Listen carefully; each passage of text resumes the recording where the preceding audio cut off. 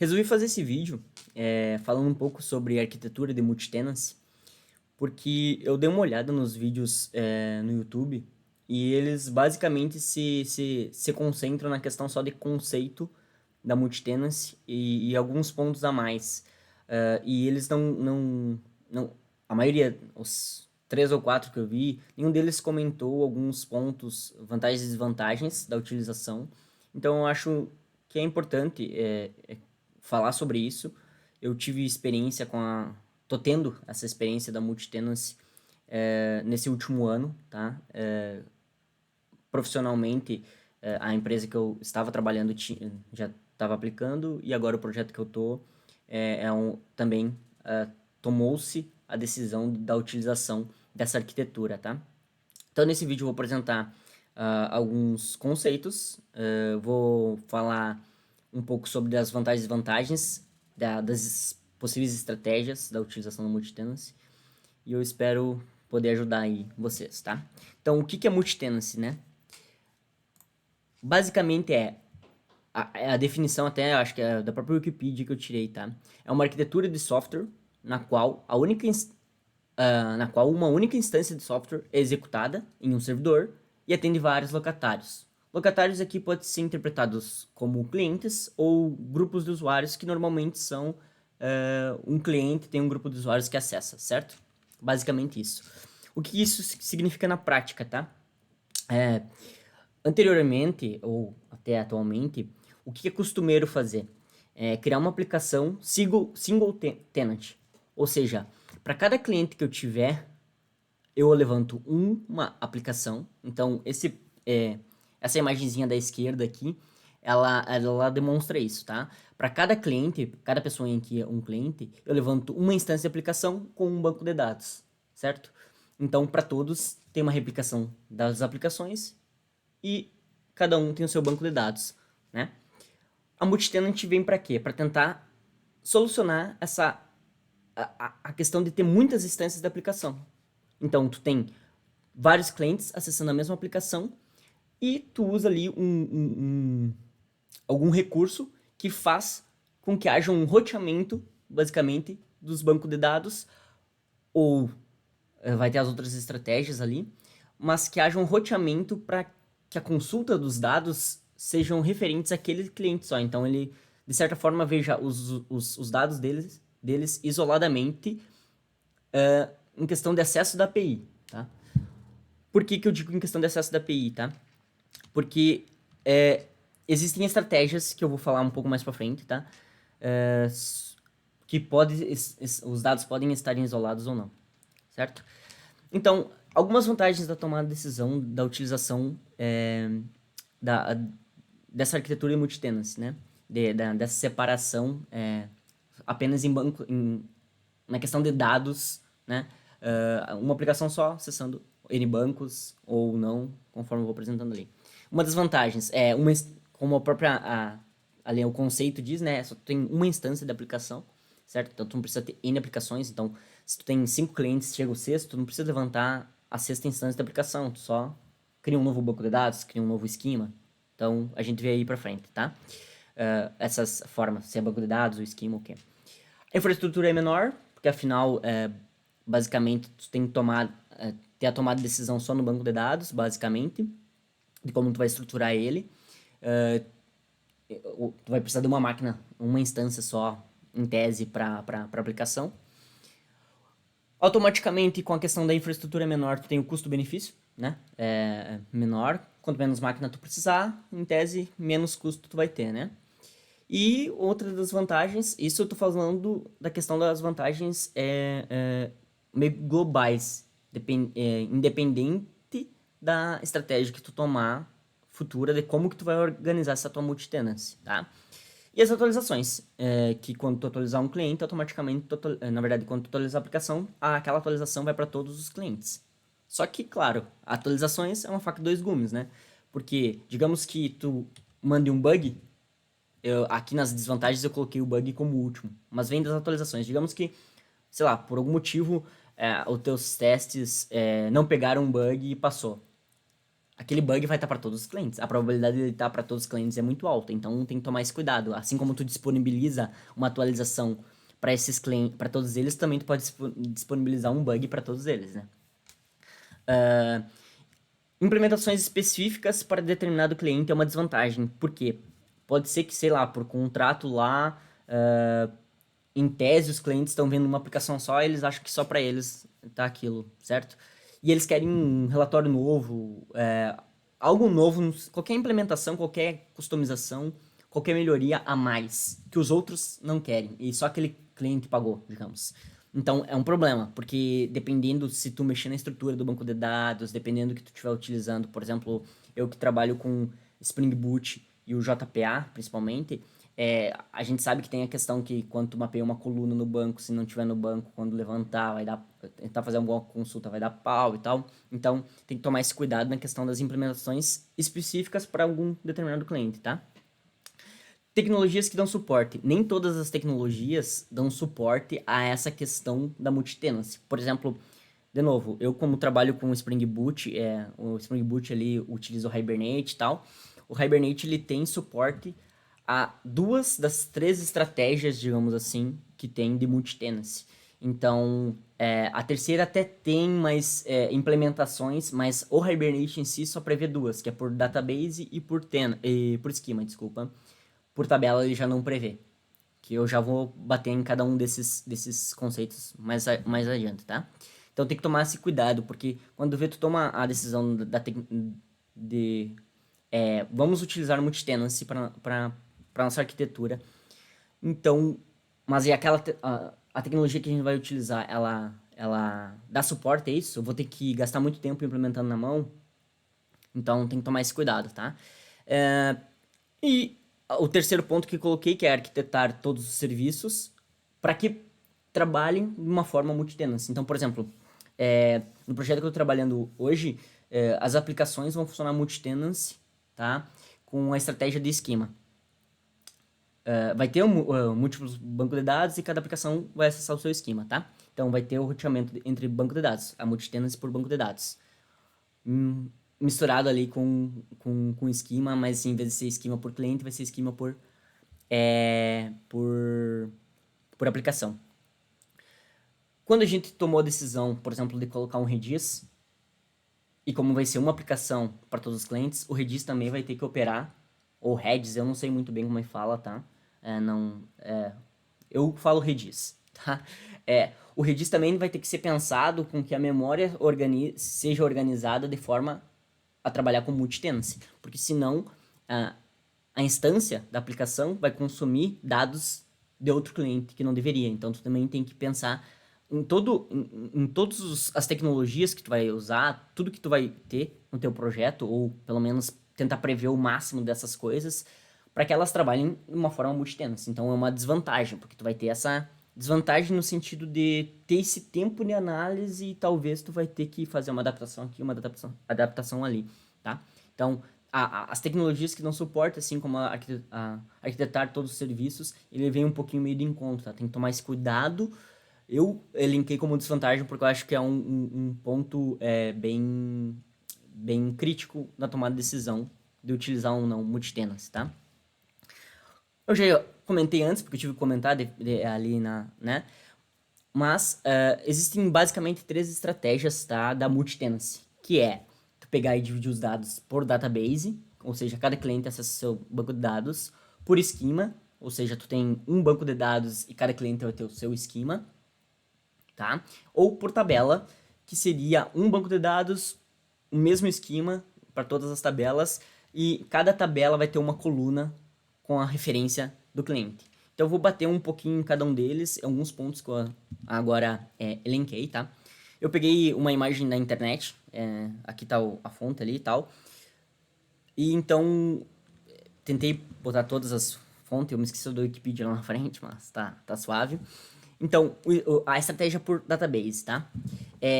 Vantagens que eu elenquei dessa estratégia. Tu tem o isolamento dos dados, como tem bancos de dados diferentes, né? Tu vai ter esse isolamento dos dados, então não corre esse perigo de misturar eles.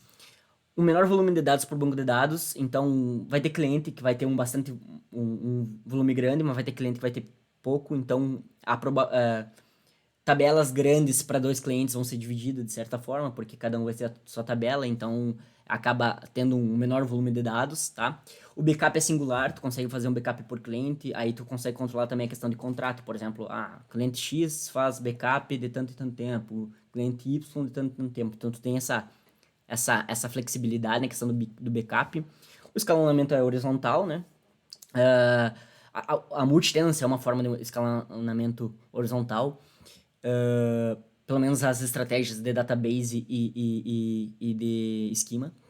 Tu tem uma menor concorrência, porque cada banco de dados vai ter o acesso apenas pelos usuários ou pelas funcionalidades e tal, daquele certo cliente, então tu não tem esse problema.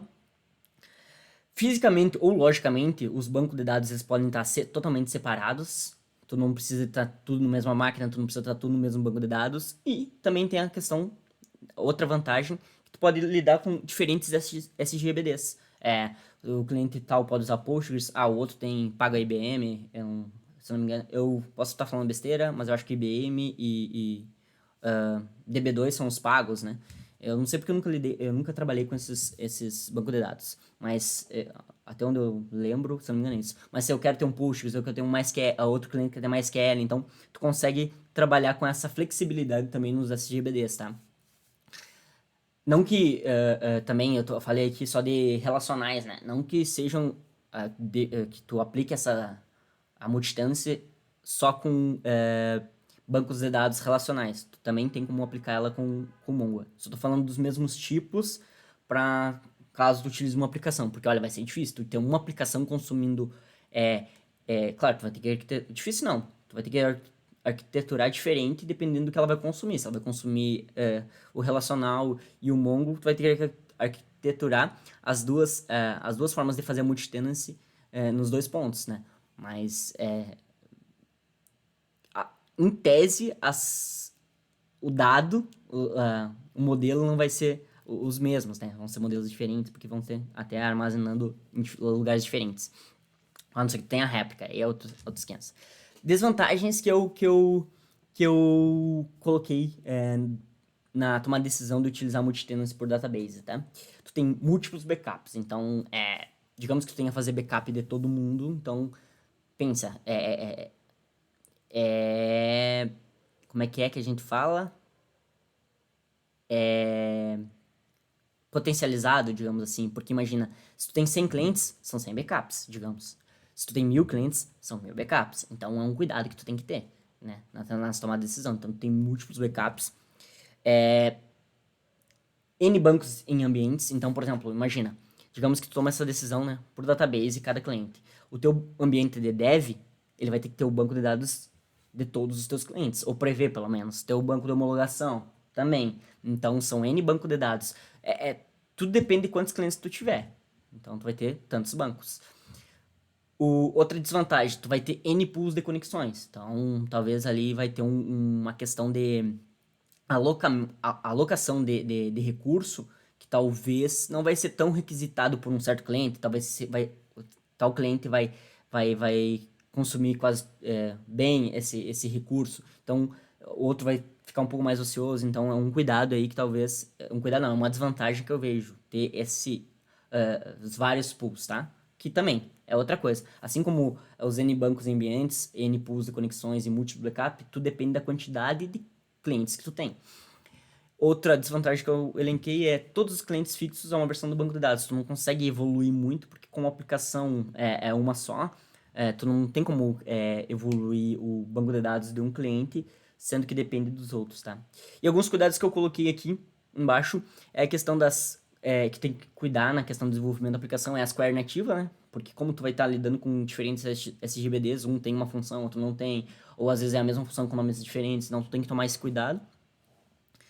Outra questão é os softwares de atualização, versionamento e migração de banco de dados. Sei lá, eu, por exemplo, tô trabalhando agora com o Liquibase e já trabalhei com o Flyway. Então, não pode deixar ele, se for o mesmo banco de dados, em diferentes aplicações, tu não pode né? Tu não pode deixar eles descentralizado, porque às vezes, digamos que mexa na mesma tabela e tal, é um cuidado que tu tem que ter a mais, tá? É bom deixar num lugar só essa parte de atualização e tal, de versionamento do banco de dados, tá? Por esquema, tá? O que que eu vejo de vantagens por esquema? Assim, só para comentar, tá? Alguns pontos de vantagens e desvantagens que eu acho que eu levantei. Talvez tenha alguns a mais, uns a menos. Tudo depende, tá? Vantagens por esquema. Tu tem um pool de conexões, né?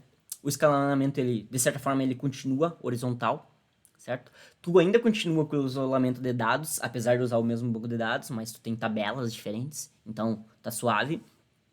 Tu tem um backup completo, com possibilidade de fazer individual, ou seja, apesar de tu estar usando o mesmo banco, tu pode fazer, né, o backup por esquema e tal. Eu não sei se todos os bancos de dados têm essa possibilidade, porque eu não tenho experiência com todos os bancos de dados, mas eu acredito que a maioria dos SGBDs tem essa possibilidade de fazer backup por esquema. Então, tu acaba tendo essa vantagem. Ou um backup completo, tem todos os clientes com backup, ou individual por esquema. Então, é top.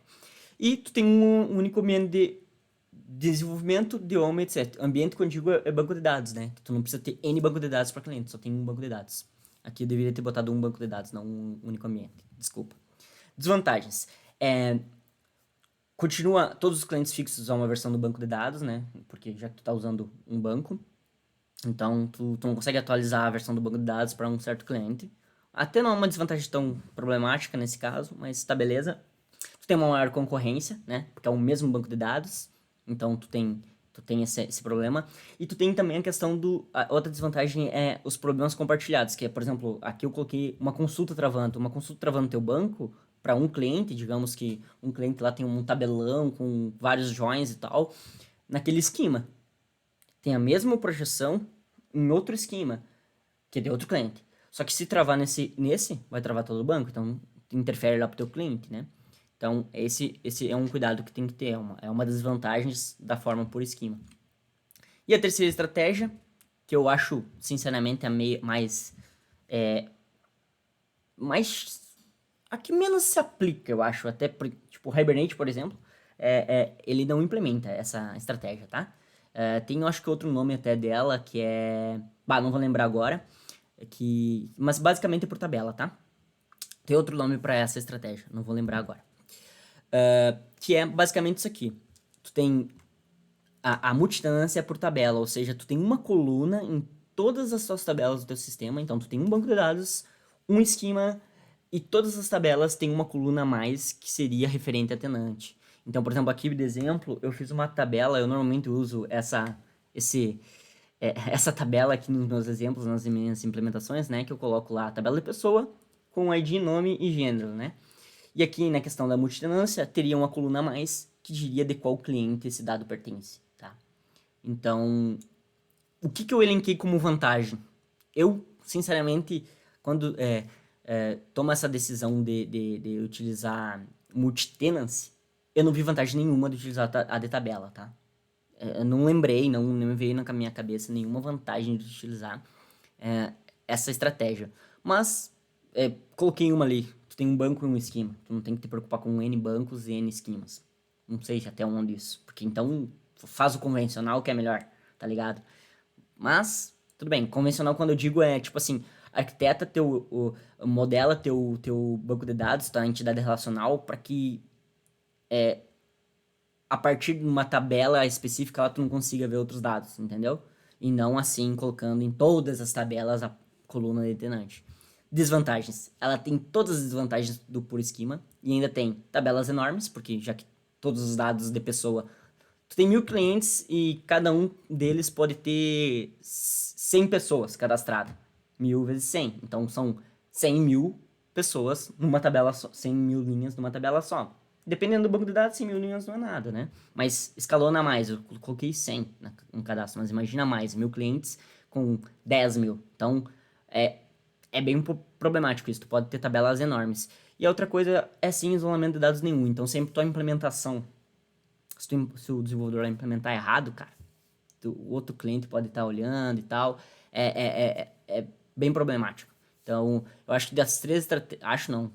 Das três estratégias, a mais fraquinha, digamos assim, mas meio sem noção até, é a da tabela, tá? Eu acho que por esse vídeo era isso. Eu espero que vocês tenham curtido. Esse vídeo seria mais mesmo pra dar algumas dicas e tal, vantagens e desvantagens que eu vi na questão da utilização da arquitetura em multitenancy. Eu espero ter ajudado. Se inscrevam no canal, deixem um like e que vocês vão estar me ajudando muito, tá? Até a próxima.